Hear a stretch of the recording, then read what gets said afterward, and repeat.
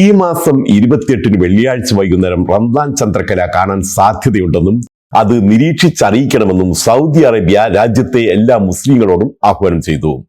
തീയതികളും മാസങ്ങളും നിർണ്ണയിക്കാൻ രാജ്യം വികസിപ്പിച്ചെടുത്ത ഉമ്മുൽ ഖുറ കലണ്ടറിലെ 29 ഷഅബാൻ ADയുമായി ഈ തീയതി യോജിക്കുന്നുണ്ടെന്നാണ് സുപ്രീം കോടതി അറിയിച്ചത്.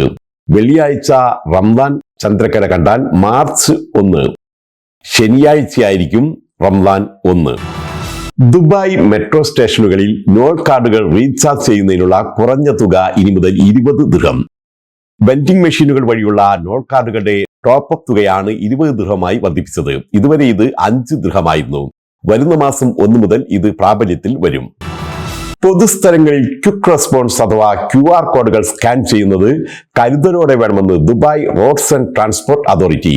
പൊതുഗതാഗത സ്റ്റേഷനുകൾ, പാർക്കിംഗ് സ്ഥലങ്ങൾ, ഉപഭോക്തൃ സേവന കേന്ദ്രങ്ങൾ എന്നിവിടങ്ങളിൽ നിന്ന് QR കോഡുകൾ സ്കാൻ ചെയ്യുമ്പോൾ ജാഗ്രത പാലിക്കണമെന്നാണ് RTA നിർദ്ദേശം. സൈബർ കുറ്റവാളികൾക്ക് വളരെ പെട്ടെന്ന് ഇത് തട്ടിപ്പിനുള്ള അവസരമൊരുക്കുന്നുണ്ടെന്നും RTA അറിയിച്ചു. പൊതുസ്ഥലങ്ങളിൽ QR കോഡ് തട്ടിപ്പ് നടത്തുന്നവർ കടുത്ത ശിക്ഷയ്ക്ക് വിധേയമാകുമെന്നും മുന്നറിയിപ്പുണ്ട്. ദുബൈയിൽ റംദാൻ മാസത്തിൽ സർക്കാർ ജീവനക്കാർക്ക് സൗകര്യപ്രദമായ പ്രവൃത്തി സമയവും വിദൂര ജോലിയും. Dubai government human resources department ഇന്ന് അറിയിച്ചതാണ് ഈ വിവരം. ജീവനക്കാർ തിങ്കൾ മുതൽ വ്യാഴം വരെ 5.5 മണിക്കൂർ ജോലി പൂർത്തിയാക്കിയാൽ പ്രതിദിനം 3 മണിക്കൂർ ഫ്ലെക്സിബിൾ രീതിയിൽ ജോലി ചെയ്യാവുന്നതാണ്. വെള്ളിയാഴ്ചകളിൽ പൊതുമേഖലാ ജീവനക്കാർക്ക് ഫ്ലെക്സിബിൾ ജോലി ചെയ്യാൻ അനുമതി നൽകണമെങ്കിൽ 3 മണിക്കൂർ ജോലി ചെയ്തിരിക്കണമെന്നും നിർദ്ദേശമുണ്ട്. കൂടാതെ ആഴ്ചയിൽ 2 ദിവസം വിദൂരമായി ജോലി ചെയ്യാൻ ജീവനക്കാരെ അനുവദിച്ചിട്ടുമുണ്ട്. റംദാൻ മാസത്തിൽ ദുബായിലെ ഗ്ലോബൽ വില്ലേജിന്റെ പ്രവർത്തന സമയം ദീർഘിപ്പിക്കും. ഞായർ മുതൽ ബുധൻ വരെ വൈകുന്നേരം 5 മുതൽ പുലർച്ചെ 1 വരെയും വ്യാഴം മുതൽ ശനി വരെ വൈകുന്നേരം 5 മുതൽ പുലർച്ചെ 2 വരെയുമായിരിക്കും ഗ്ലോബൽ വില്ലേജ് തുറന്ന് പ്രവർത്തിക്കുന്നത്.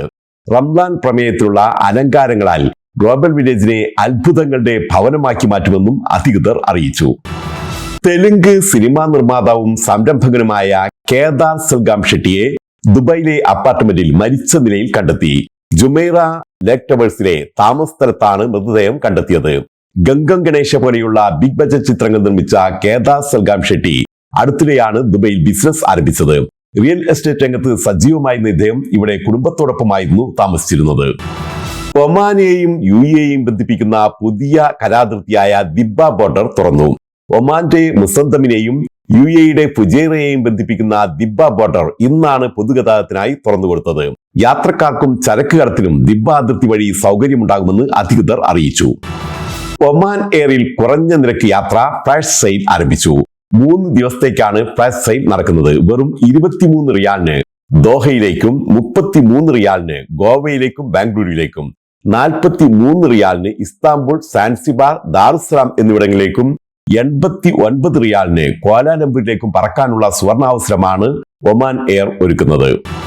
കോവിഡ് കാലത്ത് ദുബൈയിൽ വെച്ച് മരണപ്പെട്ട പ്രോഗ്രസീവ് ചാവക്കാടിന്റെ പ്രഥമ സെക്രട്ടറിയും സ്ഥാപക നേതാവും പ്രവാസ ലോകത്ത് സാമൂഹിക സാംസ്കാരിക ജീവകാരുണ്യ പ്രവർത്തനങ്ങളിൽ നിറസാന്നിധ്യവുമായിരുന്ന ബോസ് കുഞ്ചേരിയുടെ അനുസ്മരണം എഴുത്തുകാരനും സാമൂഹിക പ്രവർത്തകനുമായ അക്ബർ ആലിക്കര ഉദ്ഘാടനം ചെയ്തു.